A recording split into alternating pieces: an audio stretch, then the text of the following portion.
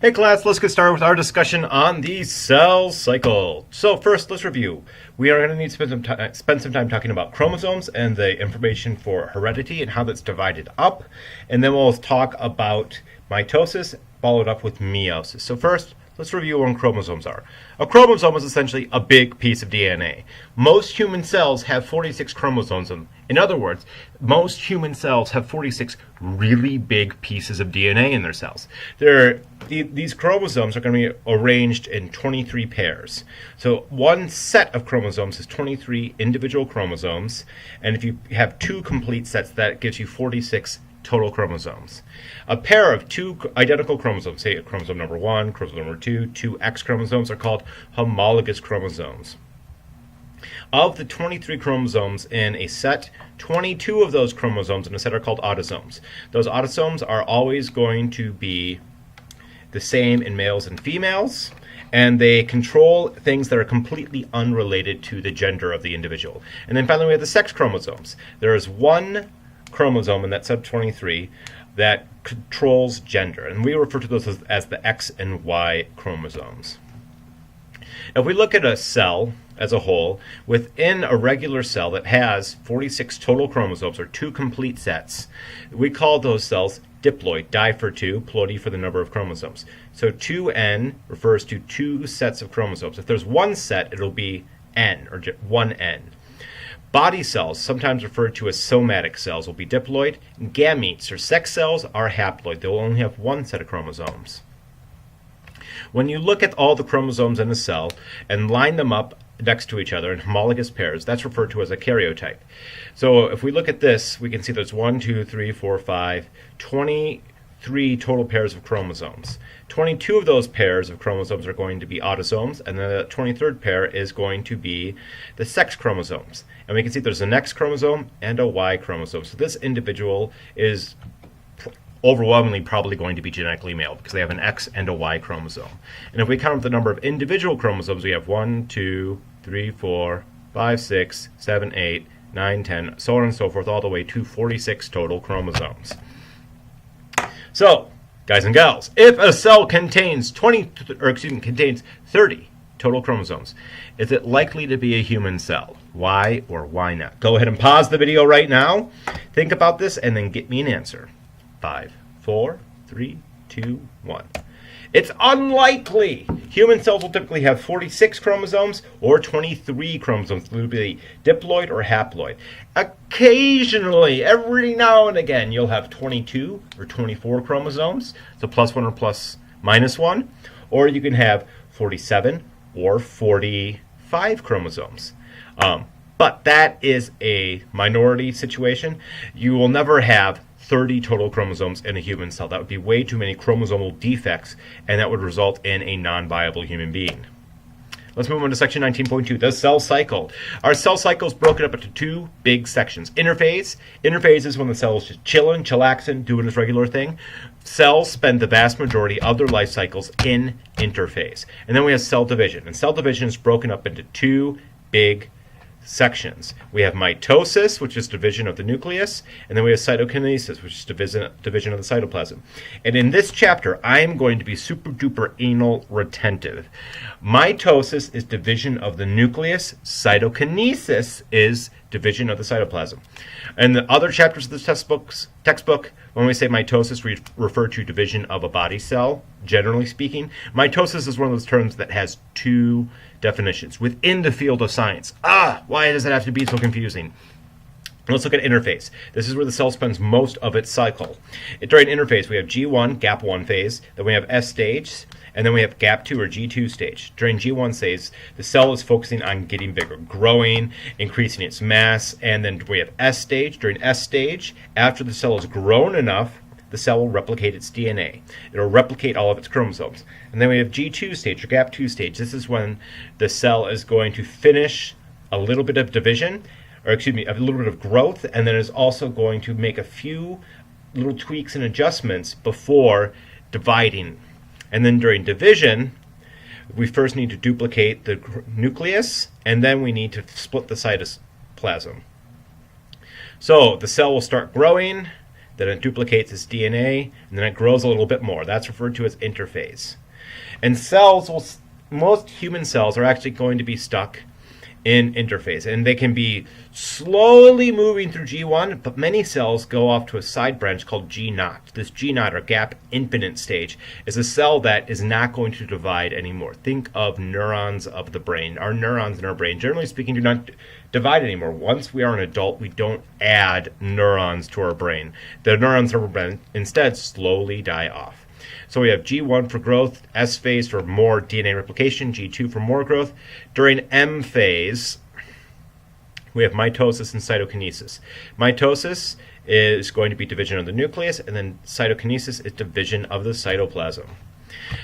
During each stage of the cell cycle, we have quality control checkpoints. And if a cell passes each checkpoint, it can move on to the next stage of the cell cycle. In order for a cell to divide, it must pass the G1 checkpoint. If it passes that G1 checkpoint, it is going to be committed. It is stuck down the division path. So at this end of the G1 stage, if it passes that G1 checkpoint, it's going to be irreversibly sent down this developmental pathway. If it doesn't pass the G1 checkpoint, it will go to the G0 loop.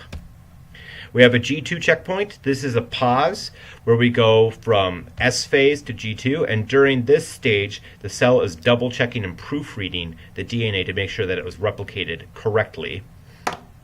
And then during M cycle, the cell will pause to verify that the spindle's fiber assembly from the centrosomes is lined up to the chromosomes correctly so that the chromosomes can be divided during mitosis. So we have a checkpoint here in G1, we have a checkpoint during G2, and then we have a spindle assembly checkpoint at metaphase, separating metaphase from anaphase of mitosis. So, guys and gals, true or false? Cytokinesis is part of mitosis. Go ahead and pause the video and give me an answer right now. 5, 4, 3, 2, 1. The correct answer is false. Mitosis is the division of the nucleus. Cytokinesis is the division of the cytoplasm. So here we can see mitosis is separate from cytokinesis. Let's move on. Let's talk about mitosis, this division of the nucleus. All the chromosomes of the human cell are going to be contained within the nucleus, or within the nuclear genome, so to speak. And within the nucleus, the strands of DNA aren't winding around or sitting around willy-nilly, wrapping around themselves without any organizational structure. Instead, there are going to be proteins within the nucleus of the cell that the strands of DNA wrap around. Those histone proteins, plus the DNA, are collectively referred to as chromatin. And a chromosome will be divided up between the two forming nuclei. And within the nucleus of the cell, the chromosome can duplicate but still be one continuous piece of DNA. So we'll have a duplicated but single chromosome, and this is kind of confusing for students. I'll admit, I wish there was better language for this. So a duplicated yet single chromosome will have identical sister chromatids. Let's look at a picture. Here's an unduplicated single chromosome. Here is a duplicated single chromosome. This duplicated sister chromosome has identical sister chromatids. This unduplicated single chromosome does not have any sister chromatids pairing up. Those sister chromatids that are going to be in the center of the duplicated chromosome are held together at a linkage spot called the centromere, in the center of the duplicated chromosome. We're also going to have a centrosome within the cell. The centrosome is an organelle that makes the cytoskeleton. Part of the cytoskeleton is microtubules, and those microtubules involved with making the spindles that separate the duplicated chromosomes are going to be made at the centrosome. There's also an aster array. This aster array is going to look like the microtubules. It resembles a star, or ast for astronomy, or a word meaning star. It resembles a star at a pole of the cell. So here we can see duplicated chromosomes lined up in the cell, in the middle of the cell. Then we have two centrosomes, one on each side. And then those centrosomes are going to have microtubules extending to the chromosomes, and those microtubules will rip the chromosomes apart. During mitosis, we take a single diploid cell and we use it to make two more diploid cells. So it's a duplication, so to speak. More specifically, we take a single diploid nucleus and make another diploid nucleus. We're going to have mitosis occurring in all body cells, or all somatic cells. And there are four primary phases of mitosis. It starts with prophase, then we move to metaphase, anaphase, and then finally telophase. Yes, you need to memorize these in order for your upcoming lecture exam. So we start off with mitosis, and this is going to be interphase. So this is the cell just chilling during the cell cycle. And because these chromosomes are unduplicated, this is going to be G1 or G0. The cell is just chilling. And then we've duplicated the chromosomes, so this is going to be after S phase. And now we started mitosis. We are going to start dividing the cell.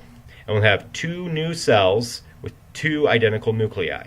And notice the nuclei in the two daughter cells are the chromosomes in the two daughter cells are unduplicated chromosomes. So let's start talking about the first stage of mitosis. During prophase, we are going to have, let's look at the picture while I talk about this. We are going to have the chromosomes condense in the nucleus. Normally, the chromosomes are not visible within the nucleus, but during prophase, those chromosomes condense and become visible.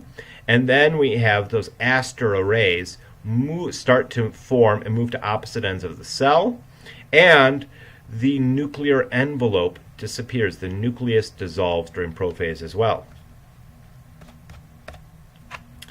During metaphase, the duplicated chromosomes are going to be lined up in the middle of the cell. And as those chromosomes are lining up in the middle of the cell, the spindle apparatus becomes fully formed, fully functional. So here we can see a micrograph of these cells lined up right in, or these new chromosomes lined up right in the middle of the cell.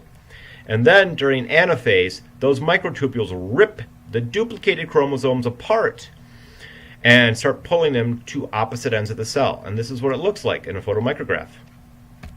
And then finally, during telophase, we are going to have two new nuclear envelopes form around the two new nuclei. And telophase is going to be very closely linked to cytokinesis. This nuclear envelope will reassemble, the the chromosomes start to uncoil within the new nuclei, and the chromatin begins to become indistinct again. And cytokinesis is very closely related to telophase. This cleavage furrow, this indentation that's starting to separate the cells, excuse me, means that now the cytoplasm is beginning to divide, and this division of the cytoplasm is known as cytokinesis. Cytokinesis begins during the very last stage of mitosis, begins during telophase.